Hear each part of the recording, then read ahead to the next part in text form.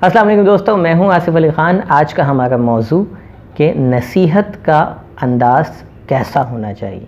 मतलब हमने पिछली वीडियोस में कई मरतबा माइंड साइंस और साइकोलॉजी के हवाले से बात की कि किस तरह माइंड टेक्निक्स और साइकोलॉजिकल टेक्निक्स के ज़रिए लोगों के या बिलखुसूस बच्चों के जहन को कंट्रोल किस तरह से किया जा सकता है, उनको उन तक बात कैसे पहुंचाई जा सकती है। हमने कई टेक्निक सीखी कि हम किस तरह अपने आप को पॉलिश करें कि हम लोगों से कनेक्ट हो सकें। आज जिस हस्ती का ज़िक्र करने वाला हूँ मैं, वो हस्ती जिनकी टेक्निक्स पर मुझे बिल्कुल भी जो है वो रत्ती बराबर भी शक नहीं ना हो सकता है कभी। माइंड साइंस की टेक्निक गलत हो सकती हैं, लेकिन मेरे और आपके आका जनाब रसूलुल्लाह सल्लल्लाहु अलैहि वसल्लम का तरीक़ेकार बेहतरीन तरीक़ेकार है और आपके तरीके से अच्छा कोई तरीका हो नहीं सकता। आप लोगों को किस तरह से नसीहत किया करते थे, आप लोगों से किस तरह से बात किया करते थे कि लोग फ़ौरी तौर पर उस पर अमल करते थे और आपकी बात लोगों को पसंद आती थी। आज मैं ऐसी चंद बातें आपके सामने रखूँगा कि जो अंदाज़ को अपना के हम अपने बच्चों से और दीगर लोगों से बड़ी आसानी से कनेक्ट हो सकते हैं और उनको बेहतर अंदाज में नसीहत कर सकते हैं। मिसाल के तौर पे नबी करीम सल्लल्लाहु अलैहि वसल्लम का एक अंदाज़ ये था कि एक मरतबा हज़रत माज़ बिन जबल रदी अल्लाह ताला अन्हा को आप चाहते थे कि नमाज के बाद के ज़िक्र जो अस्कार होते हैं वो समझाऊँ मैं। तो हज़रत माज़ के पास रसूलुल्लाह जाते हैं और फरमाते हैं, वल्लाह माज़ मैं तुमसे मोहब्बत करता हूँ, तुम हर नमाज के बाद ये ज़िक्र किया करो कि ए अल्लाह मुझे अपने ज़िक्र व शुक्र और हुस्न इबादत में मेरी मदद फरमा। यहाँ समझने की बात जो है वो ये है कि पहला जुमला रसूलुल्लाह ने फरमाया, वल्लाह माज़ मैं तुमसे मोहब्बत करता हूँ।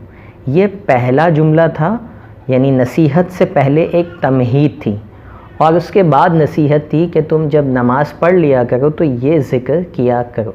यहाँ गौर व खौस की बात यह है कि नसीहत करने से पहले जो पहला जुमला था कि वल्लाह मास मैं तुमसे मोहब्बत करता हूँ, और फिर दूसरे जुमले में नसीहत फरमा रहे हैं।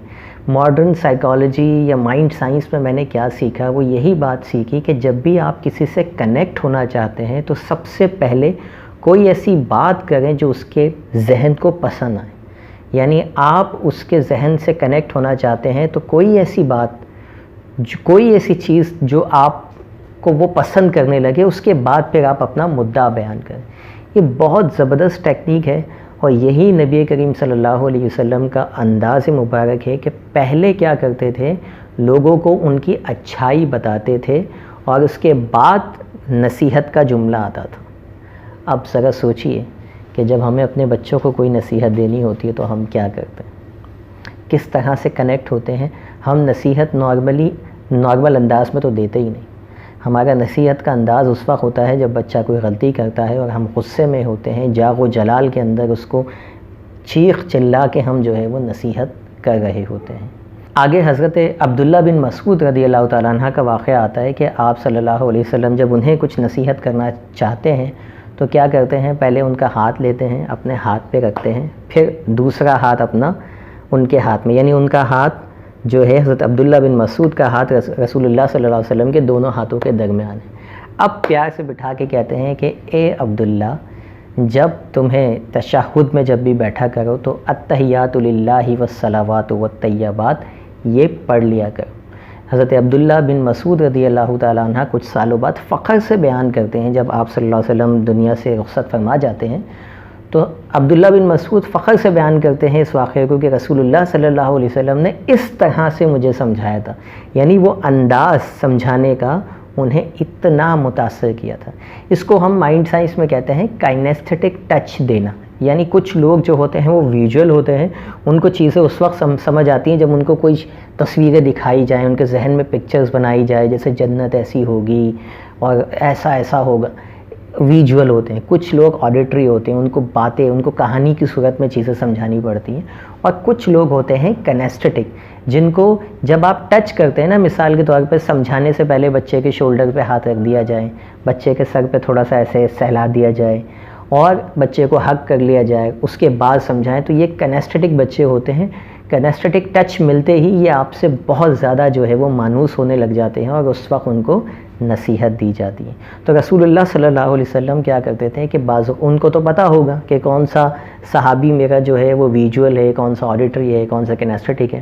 وہ اسی حساب سے سمجھانے سے پہلے کچھ تمہید تھی جو کبھی بول کے سمجھائی جاتی تھی، کبھی کبھی پریکٹیکلی سمجھائی جاتی تھی، اور پھر اپنی بات کو رکھا جاتا تھا. یہ انداز تھا نبی کریم صلی اللہ علیہ وسلم کا نصیحت دینے سے پہلے. ایک اور واقعہ مجھے یاد آ رہا ہے. ایک مرتبہ حضرت عمر رضی اللہ تعالیٰ عنہ طواف کعبہ کرتے کرتے جب وہ حجر اسود کے پاس پہنچے تو وہاں بہت بھیڑ تھی، دھکم پیل ہو رہی تھی. حضرت عمر کیونکہ بہت جو ہے وہ قد و قامت ان کی جو ہے وہ مضبوط آدمی تھے، وہ چلے گئے اس مجمع میں اور جا کے حجر اسود کو چوم کے آ گئے. رسول اللہ صلی اللہ علیہ وسلم دور سے یہ ماجرا دیکھ رہے تھے. آپ صلی اللہ علیہ وسلم نے حضرت عمر کو بلایا اور فرمایا، اب دیکھیے نصیحت سے پہلے کیا کہہ رہے ہیں. اے عمر، آپ بہت مضبوط انسان ہیں. پہلے کیا کیا جا رہا ہے؟ تعریف کی جا رہی ہے. حضرت عمر خوش ہو جاتے ہیں کہ رسول اللہ نے فرمایا میں بڑا مضبوط ہوں. اور پھر آگے فرمایا کہ حجر اسود کے اوپر دھکم پیل سے اجتناب کیا کریں. یہ انداز تھا نصیحت کا کہ پہلے تعریف کی، ڈائریکٹلی بول سکتے تھے کہ حضرت عمر سے کہ آپ جو ہے وہ دھکم پیل سے ذرا اجتناب کیا کریں، لیکن نہیں، فرمایا اے عمر آپ جو ہے وہ قوی انسان ہیں، مضبوط انسان ہیں. پہلے خوش کیا اور اس کے بعد نصیحت کی. اسی طرح عبداللہ ابن عمر کی بات کر لیں، حضرت عمر کے بیٹے. آپ کو رسول اللہ جو ہے وہ تہجد کے بارے میں نصیحت کرنا چاہتے تھے کہ آپ تہجد پڑھیں. تو رسول اللہ فرماتے ہیں، عبداللہ ابن عمر کے بارے میں فرماتے ہیں، عبداللہ ایک اچھا آدمی ہے، کاش وہ قیام اللیل بھی کرے. اگین وہی، اگر آپ اس پیٹرن کو اٹھا کے دیکھیں تو سیم پیٹرن پہ ساری نصیحتیں چل رہی ہیں کہ پہلے تعریف عبداللہ ایک اچھا آدمی ہے اور پھر کہا کاش وہ قیام اللیل بھی کیا کرے.